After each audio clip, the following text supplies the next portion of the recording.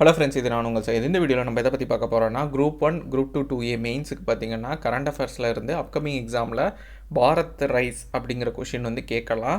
So இதுக்கான key point என்னென்னா, suppose இந்த கொஷின் வந்து பாரத் ரைஸ் இதை பற்றி கேட்கலைனாலும் ஸ்டாட்டிக் போர்ஷனில் எந்த போர்ஷனுக்கு கீழே இந்த கரண்ட் அஃபேர்ஸ் இன்க்ளூட் பண்ணலாங்கிறத இந்த வீடியோவில் எக்ஸ்பிளைன் பண்ண போகிறேன்.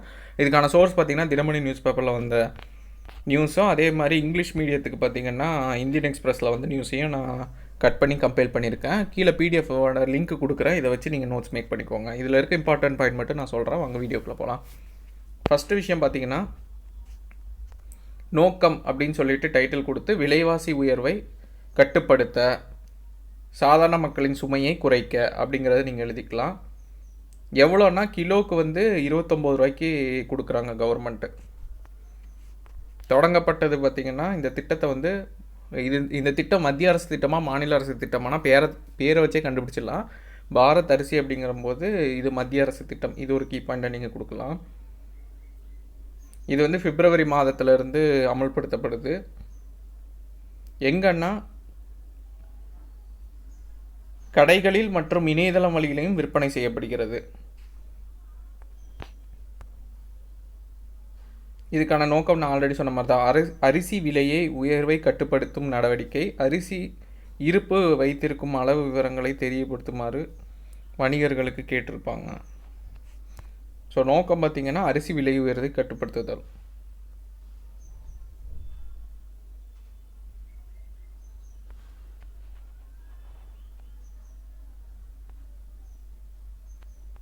அடுத்து டேரெக்டாக இங்கே வந்துங்க. இந்த ரெண்டு பேரை நீங்கள் இது எந்த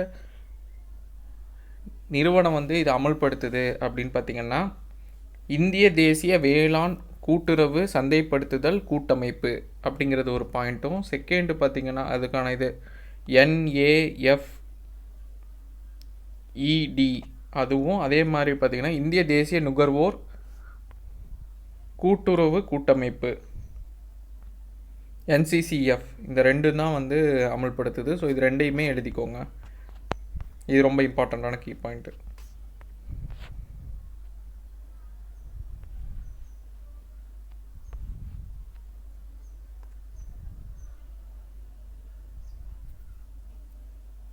இது இல்லாமல் மற்ற பார்த்திங்கன்னா பாரத் ஆட்டாங்கிற பேரில் கோதுமையும் 27 ரூபாய்க்கும், அதே மாதிரி பாரத் பருப்புங்கிறது 60 ரூபாய்க்கும்,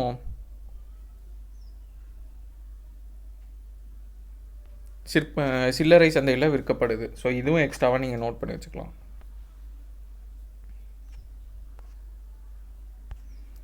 அரிசி பதுக்கலை தடுக்க நடவடிக்கை. ஸோ இது வந்து ஒரு கீ பாயிண்டாக மட்டும் கொடுத்துக்கோங்க. ஸோ இதெல்லாம் பெருசாக தேவைப்படாது உங்களுக்கு. ஸோ அவ்வளோதான். நான் இன்னொரு தாட்டி கீ பாயிண்ட் சொல்லிடுறேன். பாரத் அரிசி 29 ரூபாய்க்கு விலைவாசி உயர்வை கட்டுப்படுத்த, மக்களோட சுமையை வந்து குறைக்கிறதுக்கு அமல்படுத்தப்பட்டது பிப்ரவரி மாதம் முதல் வாரத்திலேருந்து அமல்படுத்தப்படுறாங்க. மத்திய அரசு திட்டம் இது. எந்த ரெண்டு நிறுவனம் இது பண்ணுன்னு சொல்லிட்டு இங்கே கொடுத்துருக்காங்க, அதை நோட் பண்ணிக்கோங்க. அடுத்து இது இல்லாமல் பாரத் ஆட்டானா என்ன, பாரத் பருப்புனா என்ன, ஸோ இதெல்லாம் நீங்கள் நோட் பண்ணி வச்சுக்கணும். அவ்வளோதான் கீ பாயிண்ட்டு. இதை நோட் பண்ணிவிட்டு இது டேரெக்டாக பாரத் அரிசின்னு கேட்டால் நீங்கள் இதை எழுதலாம். சப்போஸ் பாரத் அரிசினே உங்களுக்கு கொஷின் வரல அப்படின்னாலும் இன்னொரு வகையான கொஷின் இருக்குது. அது என்னென்னா, சிலபஸில் கொடுத்துருப்பாங்க. PDS சிஸ்டத்தை பற்றி கேட்பாங்க. ஃப்ரீக்வெண்ட்டாக கேட்டே இருப்பாங்க. PDS சிஸ்டம் பொது வளங்கள் விநியோக முறை அப்படின்னு சொல்லிட்டு ரேஷன் கடையில் கொடுக்குற இது ரிலேட்டடாக இந்த ஸ்கீமை பற்றி கேட்பாங்க. ஸோ அப்படி PDS சிஸ்டத்தை பற்றி கேட்டாங்கன்னா நீங்கள் கரண்ட் அஃபேர்ஸாக இதை வந்து நீங்கள் இதையும் சேர்த்து நீங்கள் எழுதிக்கலாம்.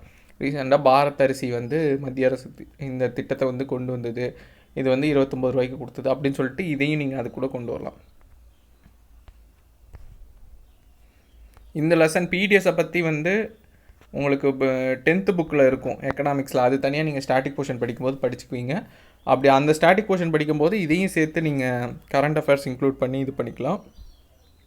இல்லை கரண்ட் அஃபேர்ஸாக இது ஒரு 10 மார்க் கேட்டாங்கன்னா இந்த ஒரு 5 பாயிண்ட்டை வச்சுட்டு மட்டும் 10 மார்க்குக்கு எழுத முடியாது. அப்போ இந்த PDS சிஸ்டத்தை பற்றியும் நீங்கள் எழுதுகிற மாதிரி இருக்கும், இது கூட கனெக்ட் பண்ணி. ஸோ கரண்ட் அஃபேர்ஸில் ஸ்டாட்டிக் கனெக்ட் பண்ணணும், ஸ்டாட்டிக் போர்ஷன்னா கரண்ட் அஃபேர்ஸ் கனெக்ட் பண்ணணும். இதுதான் வந்து மெயின்ஸோட ஸ்ட்ராட்டஜி. ஸோ இதே இங்கிலீஷில் கொடுத்துருக்காங்க, இதை பார்த்துக்கோங்க. ஆல்ரெடி சொன்னது தான். 29 29 ருபீஸ் பெர் கேஜி. 2 ஏஜென்சி கொடுத்துருக்காங்க. National agriculture cooperative marketing federation NAFED, அடுத்து NCCF. எக்ஸ்ட்ராவாக கேந்திரிய பந்தார் அப்படின்னு சொல்லி கொடுத்துருக்காங்க. மினிமம் இந்த 2வது நீங்கள் தனி பாயிண்ட்டாகவே கொடுத்துக்கோங்க. Central government scheme.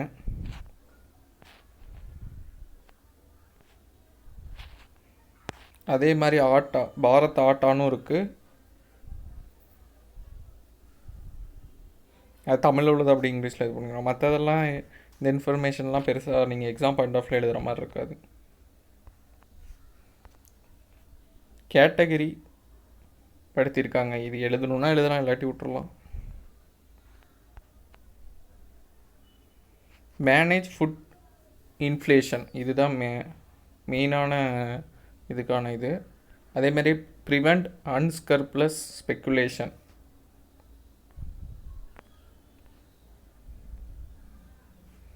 ஸோ அவ்வளோதான் இந்த கொஸ்டினுக்கான ஆன்சர்.